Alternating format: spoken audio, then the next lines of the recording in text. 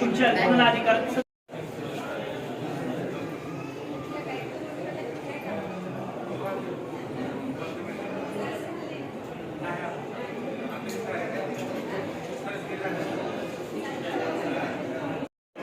आज हे आंदोलन होतं की बोगस डॉक्टरच्या विरोधात जी बंगाली डॉक्टर जे आहेत धाराशिव जिल्ह्यात बंगाली डॉक्टरचा मोठ्या प्रमाणात सुसवळ चालू आहे आणि 3 ते 4 वर्षापासून आमची मागणी आहे की बंगाली डॉक्टर पूर्ण धाराशिव जिल्ह्यात बंद झाले पाहिजेत।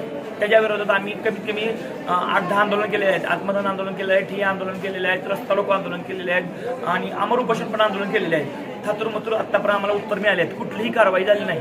त्यामुळं आज ह्या ऑफिससमोर आरोग्य विभाग त्यांच्यासमोर बसलो होतो, आंदोलनाला बसलो होतो आम्ही।